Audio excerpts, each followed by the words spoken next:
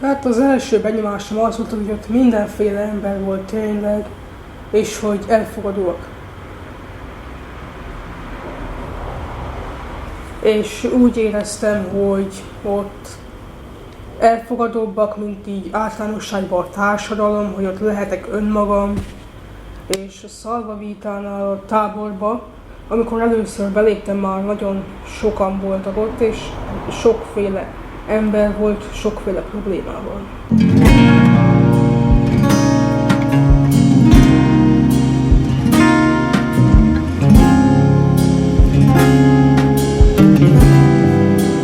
Egy kicsit szorongtam, mivel én szorongok az ilyen helyzetektől, de jó érzés is volt, hogy ilyen elfogadóak, és hogy vannak, akiknek hasonló problémáik vannak, még ha ez így rosszul is hangzott.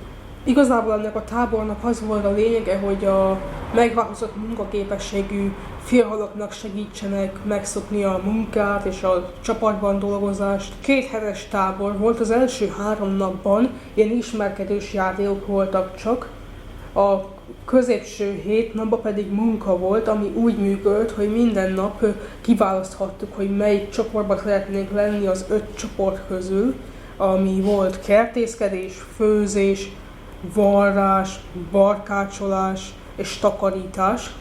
És aztán elkezdtünk dolgozni délig, megettük azt, amit főzött a főzős csoport, és utána újabb ismerkedős játékok voltak, illetve voltak külföldi fiatalok is, akik ilyen önkéntesek voltak, és ők is szerveztek programokat. Krista táborvezető, ő szervezte a tábort, ő irányította az ilyen játékokat, ő irányított mindent. Amit szerintem érdemes tudni, hogy ez egy európai projekt, tehát hogy onnan kaptunk támogatást rá, úgy hívják, hogy Európai Önkéntes Szolgálat, és azon belül is ez egy csoportos önkéntesség volt, 14 napig 20 résztvevőnek, amelyből 15 volt magyar, 5 külföldi, és a fiatalok túlnyomó részének valamilyen fajta speciális igénye van.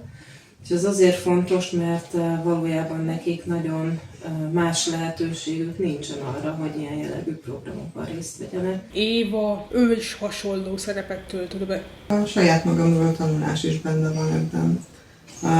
Az, hogy jobban ismerem magamat, hogy megtapasztalok dolgokat, hogy miket tudok megcsinálni, amit nem is gondoltam volna, hogy például külföldi fiatallal is tudok beszélgetni, még akkor is, hogyha nem beszélek angolul. Ezek mind olyan jó tapasztalatok, amik máshol nem állnak rendelkezésre. Kicsit kevésbé szorongtam, amikor már az ismerkedős játékokon túl voltunk, és már jobban megismertem mindenkit, és éreztem, hogy itt nem fognak ítélkezni felettem, vagy bántani, akkor elmúlt a szorongás egy picit. Persze egy picit még mindig szorongtam, de kevésbé. Hát csak olyan picik azok a fedők, de lehet, hogy ti találsz. Női szemek megtalálják. És ez fontos az önbizalom szempontjából is? Az önbizalom szempontjából mindenképpen. Tehát, hogy ne az legyen állandóan az élmény, hogy én segítségre szorulok, hanem hogy az is ott legyen, hogy én is tudok segíteni. Azt mondanám, hogy az volt a legjobb a táborban, hogy nagyon jó programokat szerveztek és nagyon jó közösséget kovácsoltak.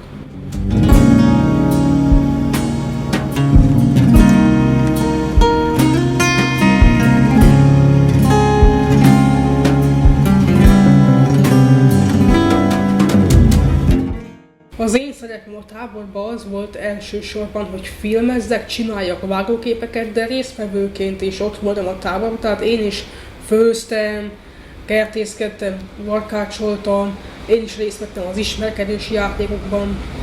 Ezáltal, hogy nálunk vegyes képességű csoport van, egyrésztről találkoznak, másrésztről meg tudják azt tapasztalni és élni, hogy mindenki tud valamit.